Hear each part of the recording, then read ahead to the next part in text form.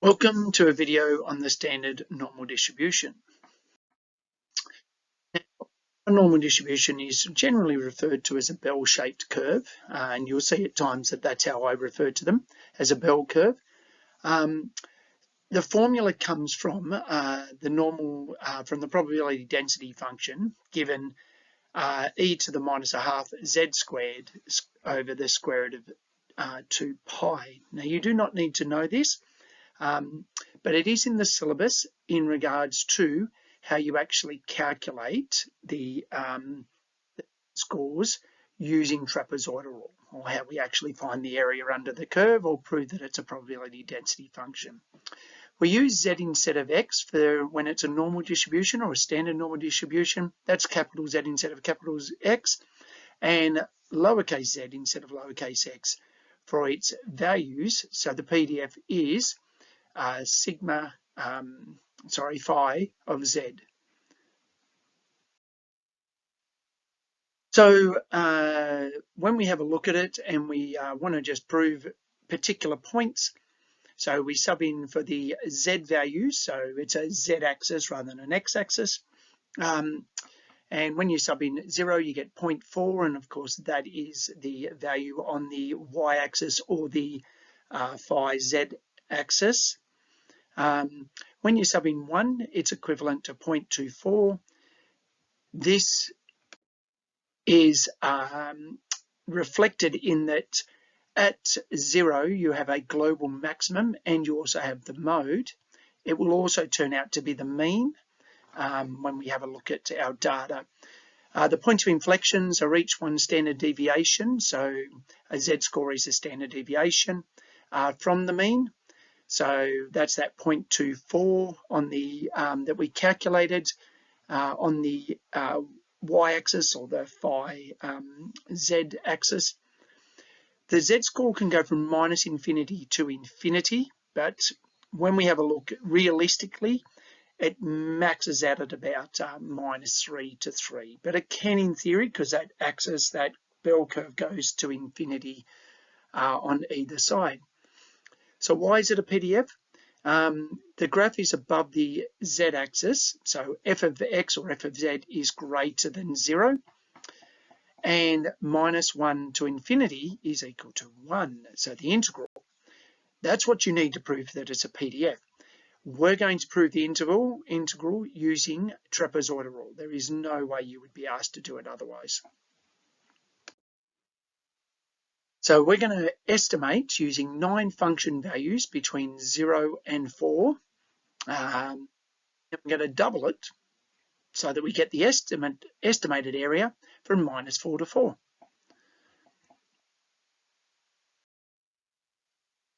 So we use the trapezoidal rule with 9 function values. So a reminder that a subinterval for trapezoidal rule is between 2 values. So there are 8 in this. So even though there's 9 function values, there are 8 subintervals. And there's always one less than the number of function values. So that's how we can do it. If you're not sure how to get those 9 function values, we can use the h value or the formula b minus a over n, where n is the number of subintervals, and so h is equal to 4 minus 0 or 8 over 8, so h is equal to a half. So the length of a subinterval is the h value, and if you remember our trapezoidal rule formula, you need the h, but we can calculate it using that formula, b minus a over n. So now we're going to complete the table for each value by just substituting into our integral that we have there. So we're doing the integral from 0 to 4 of e to the minus a half z squared over the square root of 2 pi dz, because we're integrating with respect to z, and our formula is h over 2 f of a, which is the first value, plus f of b, which is the last, plus 2 lots of all the other function values. So in our case, it'll be f of 0 plus f of 4 plus 2 lots of f of 0.5 plus f of 1 plus all the way up to f of 3.5. Now, I have completed the table by just substituting 0 in, which before we got as 0.4, but it's to 3 decimal places, it's 0.399. If I sub 0.5 in, I get 0.352, all the way down to subbing 4 in is 0.0001. So it's very tiny. So f of 0 and f of 4 to sub in. So h was 0.5. So remember, h is how far each subinterval is away. So f of 0 is 0.399, f of 4 is 0.0001. And the other values are all the other, so it's 2 lots of all those other values in the table. So entering all of those in, you get 0.5 over 2, 0.399 plus 0.0001 plus 2 lots of all the others, all the blue values. And when you work that out, it gets you 0.5. So when we double this value, so the double from -4 to 4 means that the integral is equal to 1. So from minus infinity to infinity, so it's 0.90909 is what it is, even between -4 and 4.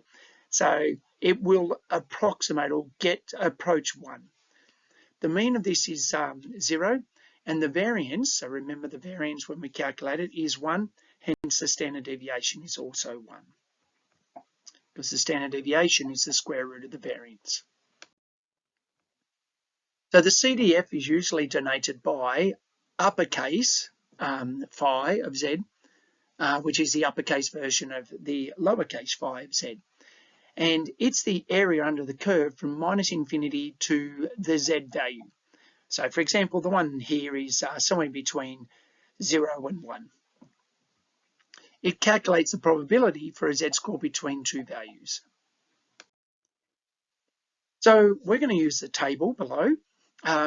What the table does, it calculates the values for which the probability of z is less than z. So that means from minus infinity to that z value. So if we have a look at the for the diagram that we've got, z's about 0.6. So if we want to find the probability that z is less than or equal to 0.6, we come down to our table and you can see that it's 0.7257. So that means that the area underneath, so the area of all from minus infinity to infinity is 1. The area less than 0.6 is 0.7257. So let's have a look at when various z values, and how we use it. Now, remember the normal distribution is symmetrical. I may not have mentioned that earlier, but it is symmetrical about the y-axis. So less than or equal to 1.6, you go to your table. 1.6 is 0.9452. So greater than or equal to 1.6, since the area from minus infinity to infinity is 1, then greater than 1.6 is 1 minus the answer we got for part A, so 0.0548. Less than minus 1.6, well, because it's symmetrical, what's greater than 1.6 is also less than minus 1.6, so that's 0.0548. You'll notice I'm emphasizing less than. It can be less than or equal to. Remember in one of our previous videos we talked about if it's equal to, then it's 0, so whether it's less than or equal to, it's the same value. What about from -1 to 1.6? Okay, so we could do less than 1.6 minus less than minus 1.6, or we could do 2 lots of 1.6 minus less than 0, because that would then be symmetrical over, and less than 0 would be 0.5. So we take our 1.6 answer. So I've gone with the first one, which is less than 1.6 minus less than minus 1.6, and you get 0.8904. What about using the table to find, so working backwards to find the 8th decile and the quartile 3. So the 8th decile is 0.8 and quartile 3 is 0.75. Well, we're now finding what the equivalent z value is that gets us 0.8. And when you have a look at the table, to find 0.8 in the table, that's somewhere between 0.8 and 0.9. So 0.8 is 0.7881, and 0.9 is 0.8159. So it's about halfway. So we would say the 8th decile is 0.85. What about quartile 3? Well, that's 0.75. So we go and we try and approximate where 0.75 is. You will notice that's very close to the 0.7. So 0.7 is 0.758. So it's closer to 0.7, therefore quartile 3 would be 0.68 approximately.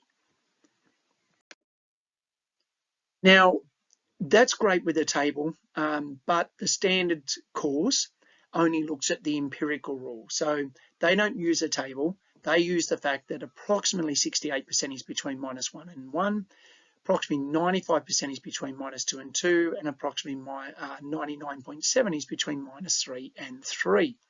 And if you were to go to the table, it'd be pretty close to those values. So using that, we're going to find from -2 to 0, -2 to 3, and less than or equal to 2. So from -2 to 0, I can go from -2 to 2 using the empirical rule, which is 95%. And because it's symmetrical, we can halve that, and that'll get us -2 to 0. So half of 95% is 47.5% or 0.475. From -2 to 3, one way you can solve it is you could go from -2 to 0 and 0 to 3. So -2 to 0 is a half of 90%, and 0 to 3 is a half of 99.7%. That gets you 0.9735. There are multiple ways to do this. And finally, from less than or equal to 2, so I could go one way is from 0 to 2, and I could also do less than 0, because less than 0 is 0.5. Half of 95% is 0 to 2, and add those together and I get 0.975. Thank you.